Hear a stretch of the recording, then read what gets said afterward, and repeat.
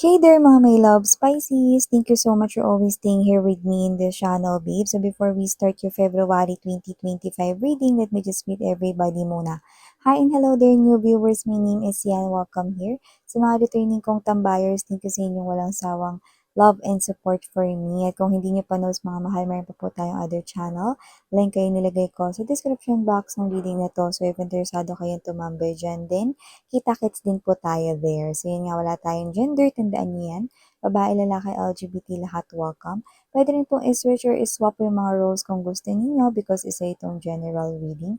And at the end of the day, everybody, you have your free will with you na free niyo pong gamitin anytime, anywhere. And yun nga mga babes, no? Just take only what resonates. And yun nga, you can claim other messages and if hindi mag-resonate yung ibang messages, then leave those messages behind kasi baka yun ay for other viewers naman. So let's go ahead and check these messages right here for you, Pisces, for the month of February 2025.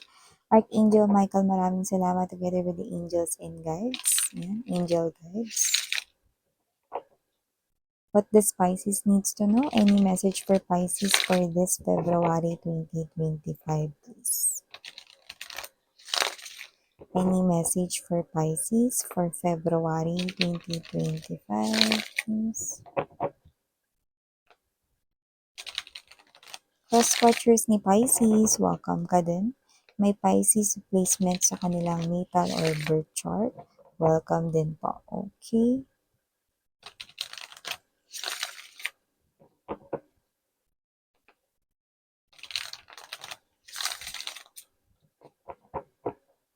Okay, so let's go ahead and check these messages right here for you, Pisces. So, Pisces, you do have here mga bibs, the Star card energy. We also have here the Ten of Cups present din dito ay ang Devil energy. Now you have the two major arcanas, the Devil energy and the Star. We also have here the Knight of Cups energy, Three of Swords, Five of Cups ay present din po, Two of Swords. We also have here the King of Cups, Knight of Cups going to the King of Cups energy. Bottom of the deck, we have here the Lovers, Seven of Cups energy, Two of Wands. I'm seeing a confession coming in for you guys, Pisces. It is coming from, hindi pa agad confession ng love for you guys, no? Pero may magme-message na online. So, it could be chat message, okay? Text message pwede din. Basta yung gamit yung makabagong technology ngayon, cellphone, telephone yan, no? Pwede rin naman na social media platforms like Viber, email, no? Or Telegram, Instagram, direct message, chat, messenger, ganyan, no? So, nakita natin dito na parang meron ditong parang may magpapasundot-sundot ng feelings for you guys. Yung parang, mafe-feel mo, ay, teka, parang nagbibigay sa akin ng atensyon tong tao na to, no? And then, habang tumatagal at lumilipas yung araw, parang nare-realize mo, hindi kaya may gusto sa akin to, you know? So, hindi ka nagkakamali kasi gusto ka na niya matagal na pala. Pero yun nga, hindi siya gumagawa ng movement dito kasi yung iba pala sa inyo, meron kayong kakonek na iba nun or hindi kayo available, no? So, pwede kasing may boyfriend, girlfriend kayo during that time or baka naman tinitimpla niya pa rito, no? Kung kayo ba ay single or hindi. Yan, no? So, nakita ko dito na may paggalaw na sa kanya ritong aksyon. Kaya naman expect some kind of paglalapit niya sa inyo or lalapit siya rito, magme-message, magchat-chat, tas ikaw ito, gulat factor kasi parang hindi mo naman ine-expect na parang, uy, bakit niya ako kinakausap ngayon? You know? So, kamukat-mukat or habang lilipas yung mga araw, dun ka na parang magkakahinala na, oh, hindi kaya may gusto sa akin to si ano? Yan. So, yan ang nakikita natin dito. It's an online message going back and forth or it's a text message going back and forth. It could also be phone call or, video call, interactions. Yan, no? So, nakita rin tayo rito, no, ng iba close ba kayo sa inyong parent, no? Could be your mom, could be your dad. So, nakikita ko rito na parang siya yung takbuhan mo rito every time na may nangyari sa'yo everyday, kinikwento mo. Pag may problem ka, siya yung nasasabihan na kikwentuhan mo. So, nakikita ko na mas titibay pa ang inyong samahan rito ng iyong parent. Yan, no? Pero yun nga lang, medyo may katigasan yung ulo niya rito kasi may nakikita tayo rito parang magpapasaway siya. Yan, no? Ang ibig mong sabihin diyan, Miss Yan, bisyo. Baka siya ito na hindi pala pwedeng uminom ng alak pero mukhang mapaparami yung inom niya. O baka meron ditong parang putok-batok bawal sa kanya kasi HB siya pero mapaparami yung kain niya. Huwag mag-alala kasi hindi ko naman nakikita na siya ay mauospital or mapapahamak dito, pero yun nga may katigasan yung ulo, no? So nakikita ko dito mga babes, no, na okay kayo pero yun nga no, yung pag-tolerate mo sa kanya ng gano'n, syempre, dehins pwede yun or hindi pwede, no? Like, yun ay tinututulan mo, no? So parang siya ito mga babes, no, na parang okay kayo pero pagka mga ganyan bawal-bawal dapat hindi niya gawin 'no. Siyempre yun ay ano lamang, pagbabantay mo sa kanyang health 'no, tsaka para hindi rin siya dito mapahamak kung yan man ay sugal 'no. 'Yan 'no. So may mga gano'n, baka may bisyo related, vices related tayong, makita 'no, sa inyo parents dito 'no, which is not healthy 'no. But this is you, nakabantay ka naman sa kanya, so hindi ko naman nakikita na ito ay mauuwi sa isang emergency or whatsoever. So, no need to worry, okay? Pinakita lang kasi para may ano na kayo, 'no? May alam na kayo ahead of time. So, maliban diyan Pisces, nakita rin ako dito ng energy, 'no, na posibleng kung may boyfriend, girlfriend ka, naku meron ditong nagkakagusto na hindi pa nire-reveal ang kanyang self. May nagkakagusto either sa'yo siya may gusto or sa person mo. At kung sino man ito medyo hindi ko nagugustuhan ng kanyang energy kasi nakikita ka niya, oo, maganda, no? Nakikita ka niya or nakikita niya yung person mo kung sino man yung gusto niya sa inyo, no? Nakikita kayo nitong tao na to bilang isang wife potential, wife material, husband material na pwedeng panghabang buhay ang peg.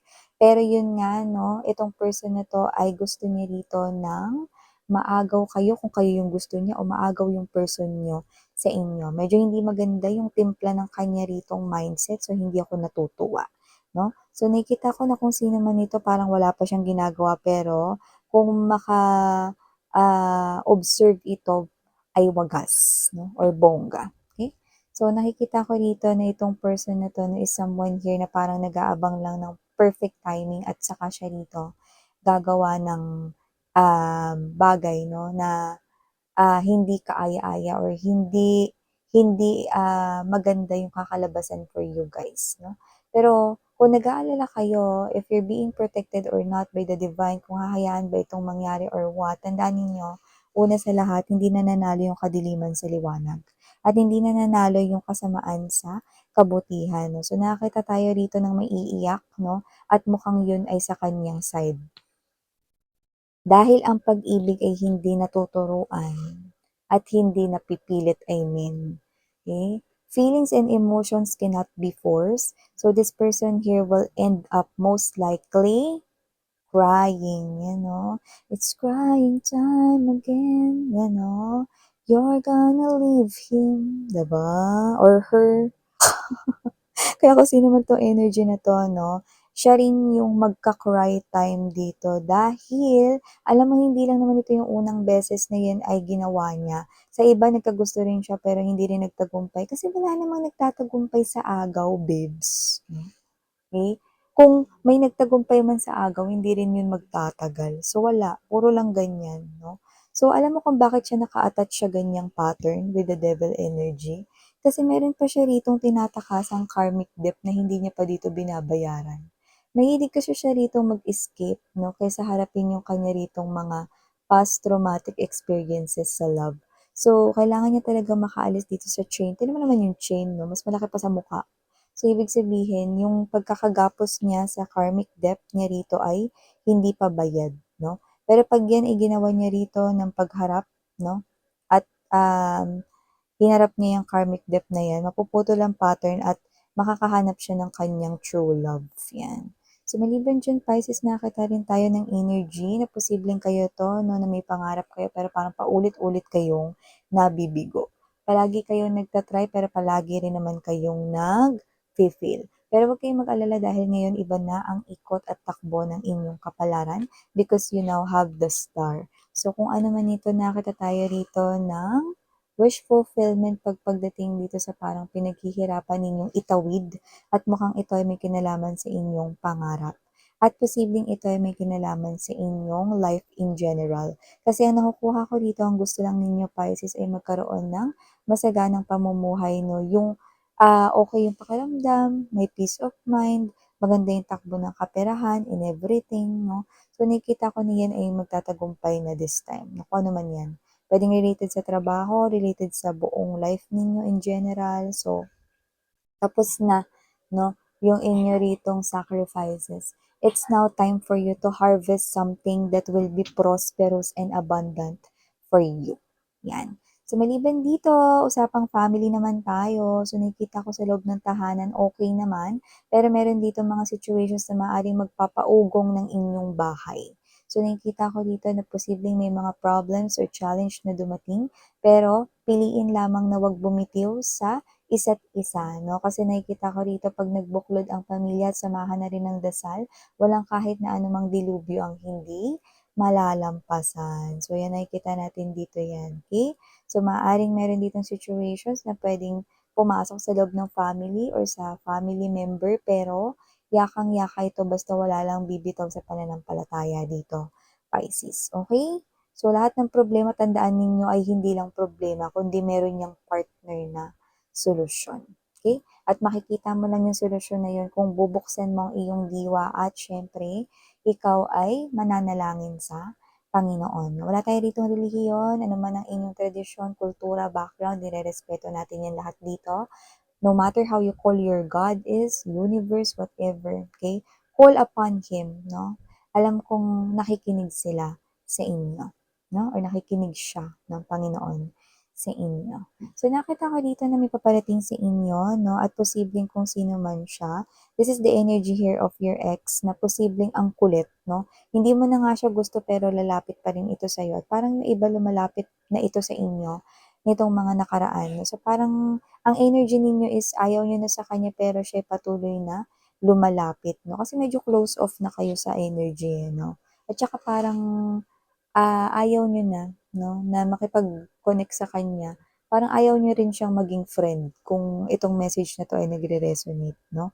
Kasi nakikita ko dito na parang hindi sa nagsawa na kayo sa kanya, kundi parang meron kasi siya ritong parang pag-uugali na parang ayaw niyo na ng gano'n, na kahit na hindi niyo siya maging ka-in relationship, ayaw niyo na talaga na masaksihan ulit yung gano'ng klaseng ugali niya.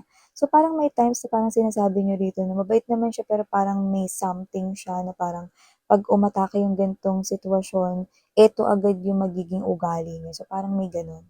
So, I'm not saying that this person here is crazy or delusional, but meron lang kayong ugali niya na ayaw ninyong nakikita at kahit maging friend niyo pa siya, ayaw niyo ring makita yung ganong side ulit sa kanya. So, you're choosing to stay away. So, you're being closed off, not accepting any invitation from this person here, not anymore.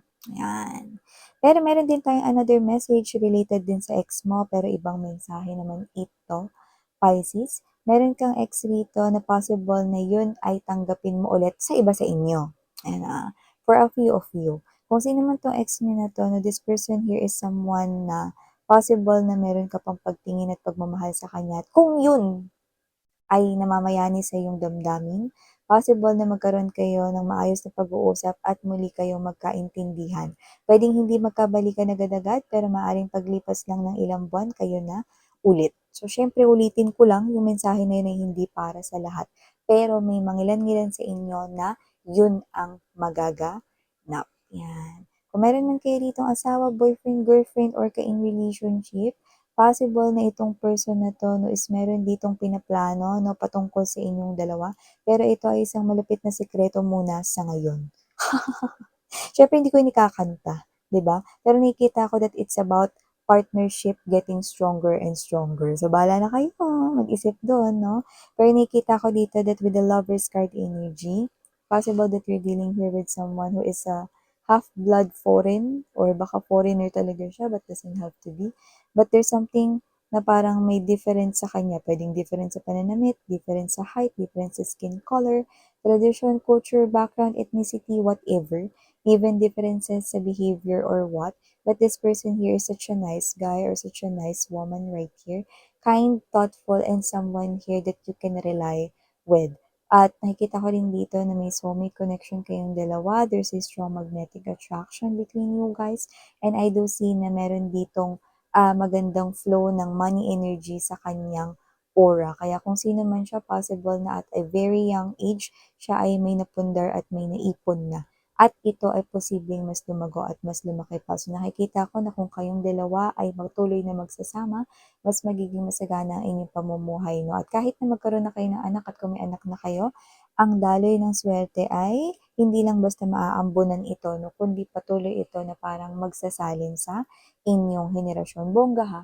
Kasi yung energy niya, parang nung past life niya, yun na yung bit-bit-bit-bit niyang energy. No? Hanggang sa ngayon, ay ito yung kanya ritong daladala. No? So, kung sino man rito no, yung magiging katuwang niya at magkakaroon siya rito ng pamilya, mga anak na yun ay dadaloy sa saling henerasyon. Taray, no?